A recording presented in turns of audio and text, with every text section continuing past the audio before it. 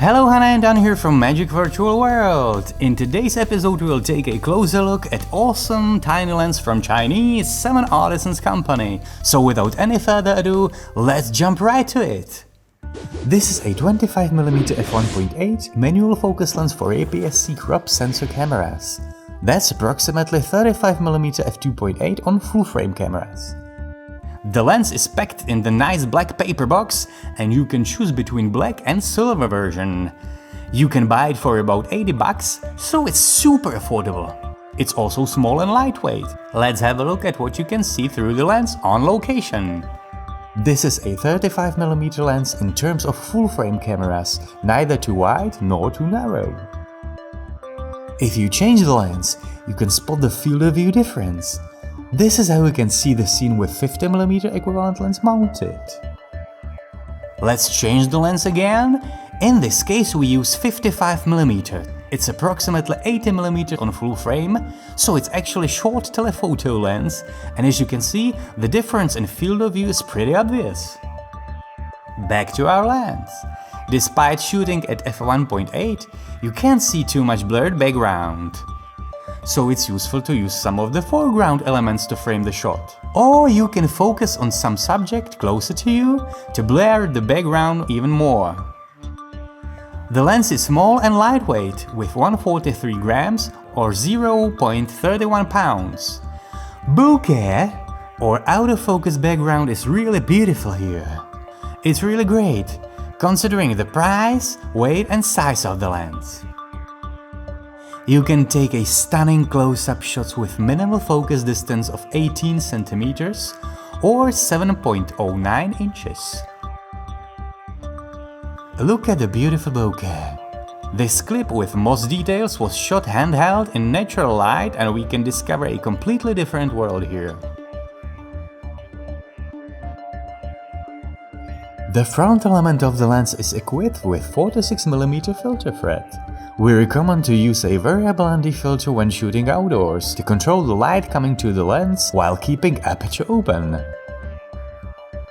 Here's the autumn shot. Look at the nice creamy bokeh. Now you can see the pleasant bokeh on this winter scene clip. It's really nice, soft and creamy. If you set the focus on trees on background, the branches in foreground are out of focus now, and they look pretty nice as well. Clickless aperturing is smooth. You can set it from f1.8 to f16, and you can see 12 rounded aperture blades while turning the ring. Find some backlight and set close focus distance to make this lens really shine. Look at these beautiful bokeh balls and a magic flare. In our copy, focus ring is smooth, though with some noticeable click when setting the ring to infinity, but it's nothing to be worried about, especially considering the price. It takes some time to nail the manual focus, especially with moving objects in shot, but with some practice you can handle it.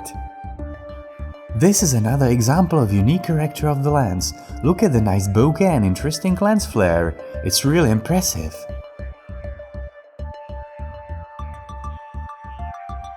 Despite the unique character of the lens, it's not really suitable for technical type of photography because of quite heavy distortion. You can see the example here. This is the grid we had printed for our tic-tac-toe movie project, and look at those distorted lines. You can also notice some lack of contrast while shooting wide open with backlight, but you can fix it easily in post-production. Look at before and after correction using basic sliders in Adobe Premiere. You can have a lot of fun using the lens, it's really fun to use, and the 35mm focal length is suitable for many types of shots. Here's an example of filming the portrait. Look at the bokeh of the shot. There's no close background, pretty flat light, but it looks pretty good anyway. Another portrait example. We don't see just kid with abstract blurred background here, but also the surroundings with soft 3D film look. You can also add some foreground to the clip, your shots will look better. Look at those spruces covered with snow on background. They look really amazing. By the way, nice snowman, isn't it? This is another example of pleasant bokeh of the lens. You can add some text in post-production, it looks cool. You can place some graphics as well, it looks really good on blurred background.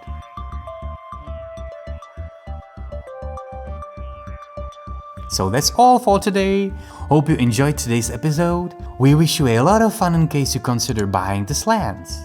Leave comments below if you have any questions, and remember that anything's possible in a virtual world. So we see you guys in the next episode.